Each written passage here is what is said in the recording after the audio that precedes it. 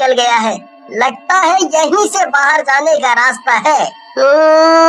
ऐसा करता हूँ, अंदर जाके देखता हूँ।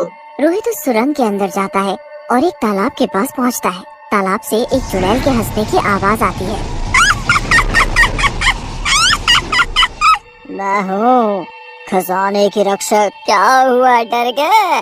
खजाना चोरी करने आए हो?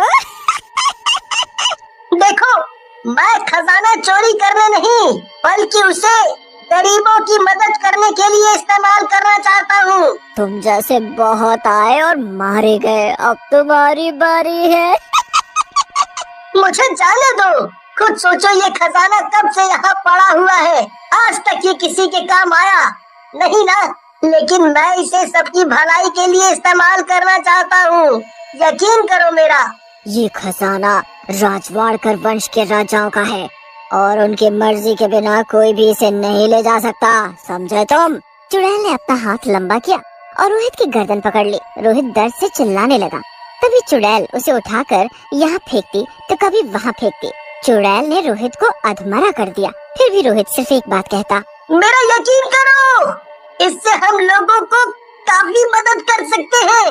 उन सबके जीवन के कष्ट दूर हो जाएंगे। दया करो हम पर। तू तो बड़ा ढीठ है रे, एक बार में समझ नहीं आता तुझे? क्या लगता है मुझे कि तू ऐसे नहीं मानेगा? अबे बताती हूँ तुझे, रुक। इसके बाद चुड़ैल एक चाकू उठाती है और रोहित की तरफ फेंक देती है। लेकिन जैसे ही चाकू रोहित को लगने वाला होता है, तभी अचानक तेज रोशनी आती है और चाकू रुक जाता है। ये क्या? ये चाकू कैसे रुक गया?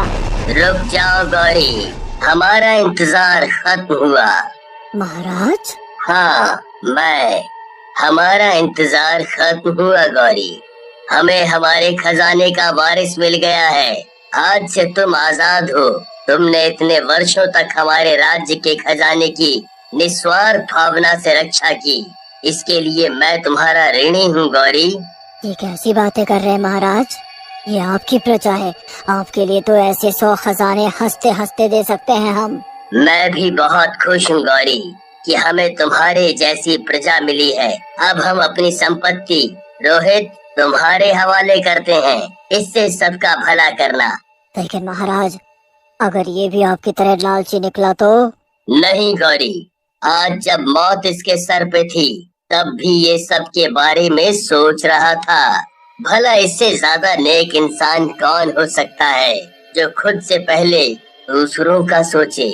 हम हमेशा यही चाहते थे कि हमारा खजाना हमारी प्रजा की भलाई में लगे, लेकिन रोहित से मिलने के बाद मुझे यकीन हो गया है कि इस खजाने को अपना वारिस मिल गया है।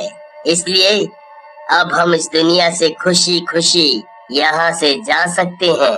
मुझे माफ कर दो रोहित, मैं तुम्हें सही से पहचान नहीं पाई। इस खजाने का ध्यान रखना और लोगों की भलाई करना और हमेशा सबकी मदद करना। महाराज, आप मुझ पर यकीन करिए, मैं आपके इस खजाने का कभी भी गलत इस्तेमाल नहीं करूंगा। इस खजाने से मैं हमेशा सबका भला करूंगा, ताकि आपके खजाने का सही इस्तेमाल हो सके। आप बेफिक्र हो जाइए, आपकी अधूरी इच्छा मैं पूरी करूंगा। हमें खुशी हुई जान के कि तुम मेरी इच्छा पूरी कर रहे हो।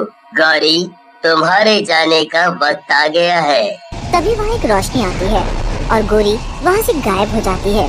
तभी थोड़ी देर बाद महाराज भी वहाँ से गायब हो जाते हैं। इसके बाद रोहित वहाँ से चला जाता है और वहाँ कुछ लोगों को लेकर आता है और वहाँ से सारा खजाना